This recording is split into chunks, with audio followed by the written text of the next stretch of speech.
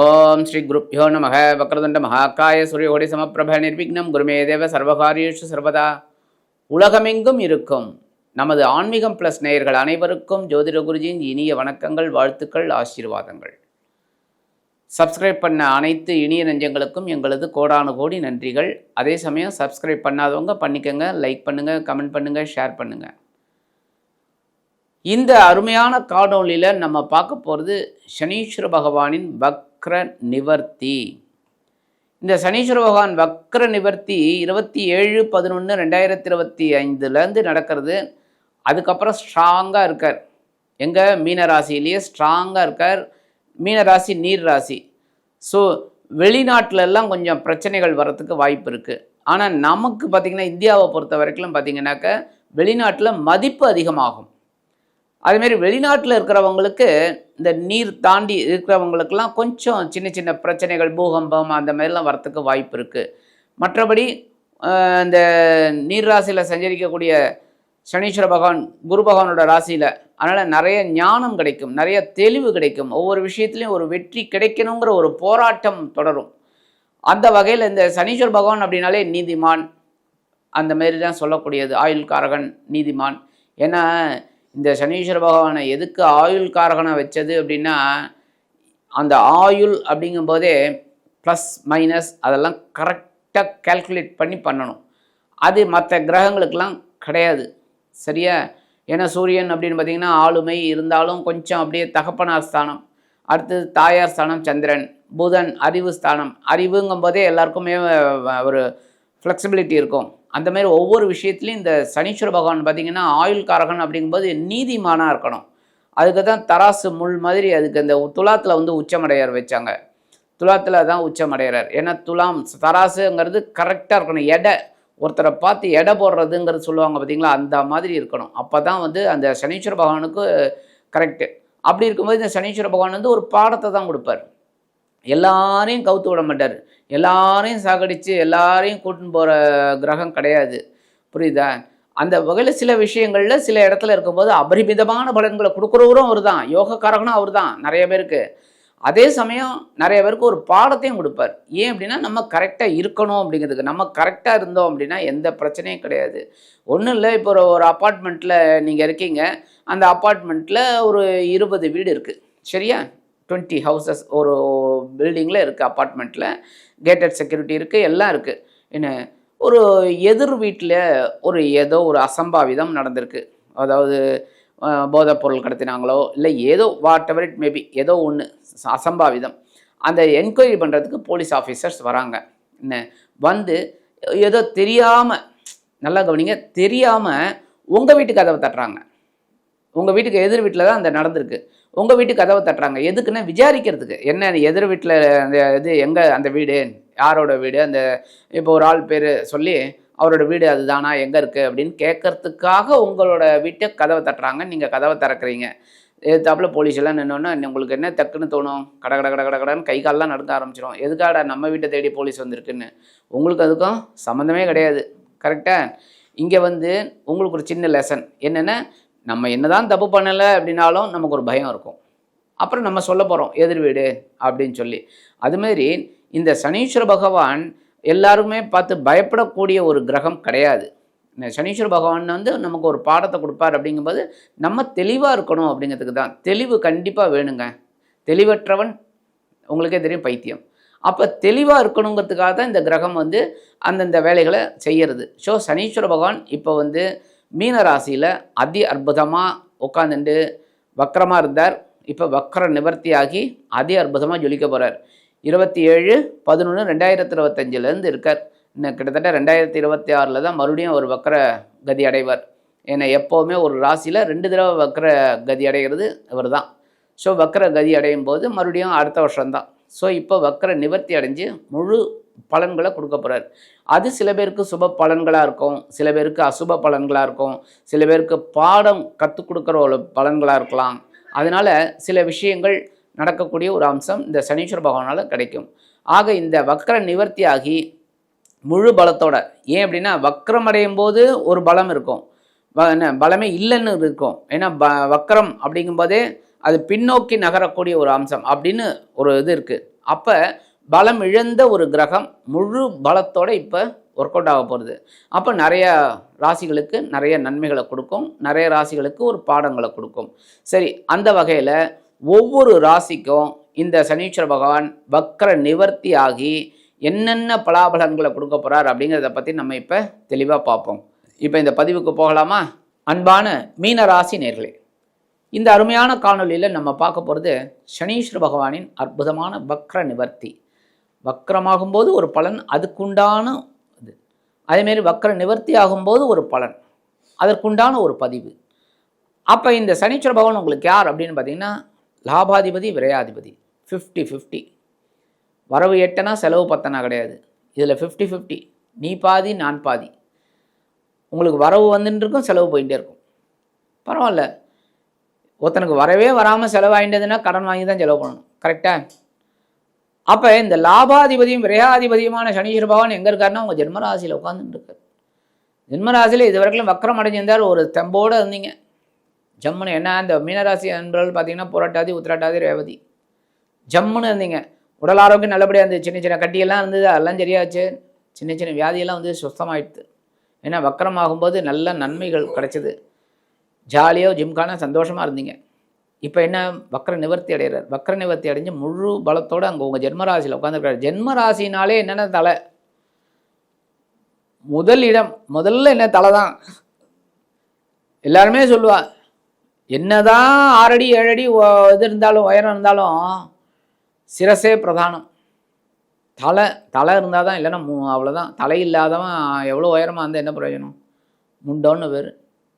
அப்போ இந்த ஹெட்டில் வந்து உட்கார்றாரு அப்படின்னா என்னென்னா, மறுபடியும் உடலில் அசதியை கொடுப்பார், சோர்வை கொடுப்பார், ஒரு விரக்தியை கொடுப்பார். என்னடா இன்றைக்கி என்னடா செய்யணும், நாளைக்கு பார்த்துக்கலான்டா. காலையில் எழுந்திருக்கும் போதே மணி பார்ப்பான்.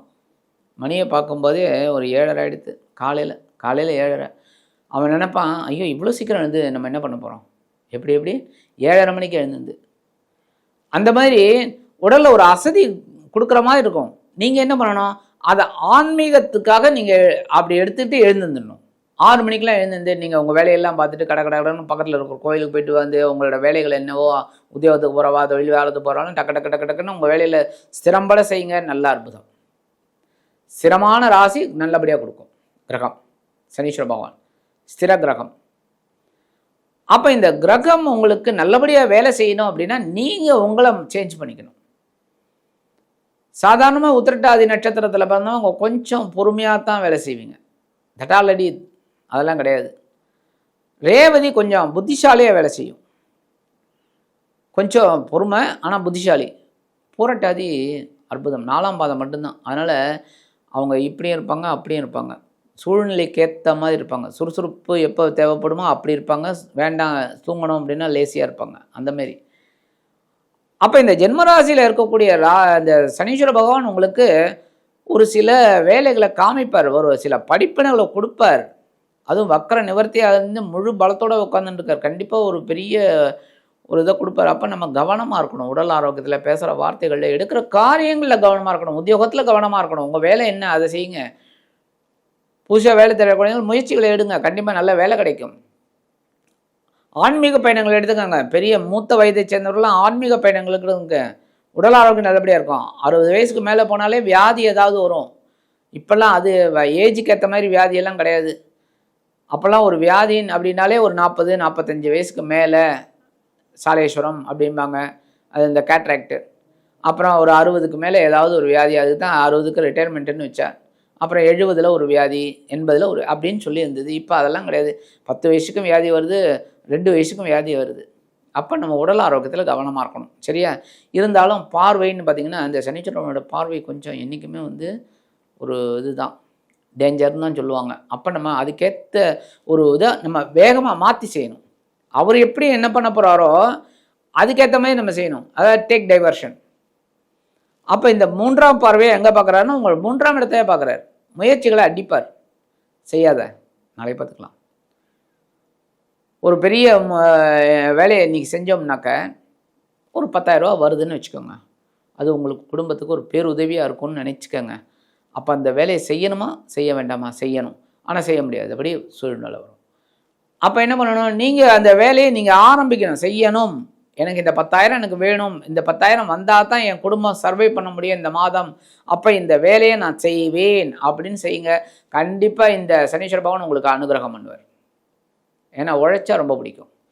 இவர் தடை பண்ணுவார், ஆனால் நீங்கள் உடைச்சி வெளியில் வந்தீங்கன்னா கண்டிப்பாக இவரே உங்களுக்கு முன்னேற்றத்தை கொடுப்பார்.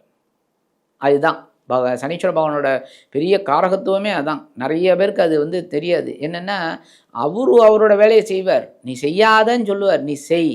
ரொம்ப பிடிக்கும் அவருக்கு. இந்த முயற்சியை செய்கிறான் பார் அப்படின்னு சொல்லி உங்களுக்கு 10,000 வர வேண்டிய இடத்துல 15,000 கொடுப்பார். அப்போ உங்களோட முயற்சிகளை அவர் முடக்கினாலும் அந்த முயற்சிகளை நீங்கள் செய்தீர்கள் என்றால் உங்களுக்கு கண்டிப்பாக வாழ்க்கையில் ஒரு பெரிய மாற்றங்கள் உங்களுக்கு கிடைக்கும். அதுமாதிரி உடன்பிறப்புகளின் மூலமாக கொஞ்சம் குழப்பம் இருக்கும், அதெல்லாம் கொஞ்சம் பேசி தீர்த்துக்கணும். பாகப்பிரிவினையெல்லாம் கொஞ்சம் நடக்கும், அதெல்லாம் கொஞ்சம் அப்படியே அண்டர்ஸ்டாண்ட் பண்ணிக்கணும். அடுத்தது 7ஆம் பார்வை எங்கே பார்க்குறாரு, உங்கள் களத்திர ஸ்தானத்தையே பார்க்குறாரு. ஸோ வாழ்க்கை துணையிட்ட அனுசரித்து போகிறது தான் நல்லது. ஏன்னா தேவையில்லாத பிரச்சனையெல்லாம் வரும், வாழ்க்கை துணை வழி உறவினர்கள் இவங்க மூலமெல்லாம், அதெல்லாம் கொஞ்சம் அனுசரித்து போகிறது நல்லது. அதுமாதிரி நண்பர்கள் விஷயத்தில் ரொம்ப கேர் எடுத்துக்கணும். அனாவசியமாக பேசி தர்க்கமெல்லாம் பண்ணிக்கப்படாது, அதுவே பெரிய ஒரு ப்ராப்ளத்தை கொண்டு வந்து கொடுத்துரும். சரியா? அடுத்தபடியாக 10ஆம் பார்வையை எங்கே பார்க்குறாரு, 10ஆம் இடத்தையே பார்க்குறாரு, ஜீவனஸ்தானம். ஏன்னா எப்போவுமே ஜென்மராசியில் இருந்தாலே அதான், எந்த கிரகம் இருந்தாலும் இந்த 3, 7, 10னா 3, 7, 10 தான் பார்க்கும். அப்போ ஜீவனத்தை தடை பண்ணுவார். ஜீவனம்னா என்ன, உத்தியோகம், தொழில், வியாபாரம், இதில் கொஞ்சம் தடையை பண்ணுவார். என்ன, நீ வேலைக்கு போகாதடா, படுத்துக்க அப்படின்னு. அப்போ நீங்களும் ரைட்டு எனக்கு என்ன அப்படின்னு படுத்துருந்தீங்கன்னா சாப்பாட்டுக்கு யார் இது பண்ணுறது, அங்கே பிரச்சனை ஆகும்ல குடும்பத்தில், அதுதான். அப்போ நீங்கள் இந்த காரகத்தை அப்படியே நீங்கள் உடைச்சு அப்படியே போகும்போது உங்களுக்கு உத்தியோகம் நல்லபடியாக இருக்கும், பொருளாதாரம் முன்னேற்றம் அடையும், தொழில் வியாபாரம் ரொம்ப அற்புதமாக இருக்கும். அதேமாதிரி இந்த புதுசாக தொழில் தொடறீங்க அப்படிங்கன்னா அதை தொடங்கிறதுக்கு முன்னாடி யோசிக்கணும், புரியுதா? அதேமாரி அந்த தொழிலில் உங்களுக்கு அனுபவம் இருக்காங்கிறத பார்த்துக்கணும் எப்போவுமே. அதேமாரி இந்த தெரிந்த தொழிலை கைவிடாதே, தெரியாத தொழிலை தொடாதே. உனக்கு தெரியாத அந்த தொழில் அதை தொடாத, பரவாயில்ல என் ஃப்ரெண்டு இருக்கான் பார்த்துப்பான், அதுதான் தப்பு. உனக்கு தெரியுமா அந்த தொழில், ஒரு 50%ஆவது தெரியுமா, ரைட், ஒரு பார்ட்னர்ஷிப் போட்டு நீ பண்ணிக்கோ, நல்ல பார்ட்னரா அப்படின்னு. ஆனால் உனக்கு ஒன்றுமே விஷயம் தெரியாது, நான் டிபெண்ட் பண்ணி தான், என் ஃப்ரெண்டை டிபெண்ட் பண்ணி தான் நான் இருக்கேன் அப்படின்னா ரொம்ப கஷ்டம். அப்போ அந்த விஷயத்தில் நீங்கள் கேர் எடுத்து பண்ணணும். அதேமாரி குடும்பத்தில் சின்ன சின்ன குழப்பங்கள்லாம் இருக்கும். முக்கியமாக உங்கள் உடல் ஆரோக்கியத்துலேயும் கவனம் எடுத்துக்கோங்க, வாழ்க்கைத்தினோட உடல் ஆரோக்கியத்துலேயும் கவனம் எடுத்துக்கோங்க, நண்பர்கள் விஷயத்தில் கொஞ்சம் கவனமாக இருங்க, உத்தியோகம், தொழில், வியாபாரம் எல்லாத்துலேயுமே கொஞ்சம் கவனம் எடுத்துக்கிறது நல்லது. ஏன்னா இந்த சனீஸ்வர பகவானுக்கு ஸ்தான பலம் இல்லை, ஏன்னா ஜென்மராசியில் இருக்கார். 7.5 ஆரம்பித்து செலவு கண்ணாமின்னு கொடுத்தவர் அடுத்து ஜென்மத்துக்கு ஏகப்பட்ட குழப்பத்தை கொடுத்துட்டுருக்கார். இன்னும் மீனராசிக்கு விடியவே இல்லை. கொஞ்சம் இந்த குரு பகவான் அப்படி இப்படி பண்ணுறதுனால தான் நீங்கள் அப்பப்போ இந்த ஜன்னல் கதை திறந்துட்டு இந்த சுவாசம் பண்ணி பாருங்க, அந்த மாதிரி. அதாவது இதில் இருப்பாங்க ரூமில், என்ன ரொம்ப ஷெல்ட்ரி ஆனோன்னே கொஞ்சம் ஜன்னல் கதை திறப்பாங்க, அப்படியே ஒரு சுவாசம் அப்பாடா அப்படின்னு, அப்புறம் மறுபடியும் முடிப்பாங்க. அந்த மாதிரி உங்களுக்கு அப்பப்போ இந்த குரு பகவான் உங்களுக்கு அனுகிரகம் பண்ணுறதுனால சமாளிக்கங்க, உங்கள் ராசிநாதன். அதனால் இப்போ இந்த மாதிரி இந்த சனீஸ்வர பகவான் உங்களுக்கு ஸ்தான பலத்துலேயும் இல்லை, அதே சமயம் பார்வை பலமும் கொஞ்சம் 3, 7, 10 இருக்கிறதுனால ஜாக்கிரதையாக இருக்கணும். மற்றபடி பரிகாரம் அப்படின்னு பார்த்தீங்கன்னா கண்டிப்பாக நீங்கள் குரு மகான் வழிபாடு பண்ணியே ஆகணும். குரு மகான்கள் வழிபாடு பண்ண உங்களோட உடல் ஆரோக்கியம் நல்லபடியாக இருக்கும், தெளிவான ஒரு சூழ்நிலை கிடைக்கும். அடுத்தபடியாக நவ கிரகங்களில் உள்ள ஆயுள்காரகர் சனீஸ்வர பகவானுக்கு சனிக்கிழமை விரதம் இருக்கிறது ரொம்ப நல்லது. விரதம் இருக்க முடியாத பட்சத்தில் நீங்கள் என்ன பண்ணுங்கள், பக்கத்தில் இருக்கிற கோவிலுக்கு போங்க, கோயிலுக்கு போயிட்டு எழுதீபம் போடுங்க, காகத்துக்கு அன்னம் வைங்க, காகத்துக்கு சாதம் 2 எள்ளு போட்டு சாதம் அப்படியே கொண்டு போய் வைங்க. தகப்பனார் இருக்கிறவா கொஞ்சம் வெறும் சாதம் கொண்டு போய் காக்காய்க்க வைங்க. அதேமாரி இந்த வாயில்லா ஜீவன் சொல்லக்கூடிய இந்த நாய், பூனை இவதுக்கெலாம் ஏதாவது ஒரு இது சாப்பாட்டுக்கு பிஸ்கட்டு அந்த மாதிரி கொடுக்கறது ரொம்ப விசேஷம்.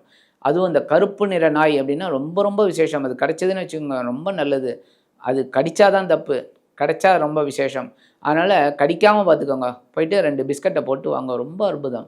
இந்த மாற்றுத்திறனாளிக்கு உதவி பண்ணுங்கள். உங்களால் முடிஞ்சது யதாசக்தி அது பண்ண பண்ண ரொம்ப விசேஷம். ஆக இந்த சின்ன பரிகாரங்கள் நீங்கள் பண்ண பண்ண உங்களது லாபாதிபதியும் விரையாதிபதியுமான சனீஸ்வர பகவான் உங்களது ஜென்ம ராசியில் அமர்ந்தாலும் அதி அற்புதமான ஒரு பலன்களை கண்டிப்பாக கொடுப்பார் என்று கூறி விடைபெறுகிறேன். நன்றி, வணக்கம். மீண்டும் ஒரு அருமையான காணொளியில் உங்களை சந்திக்கிறேன். வாழ்த்துக்கள். வாழ்க வளமுடன்.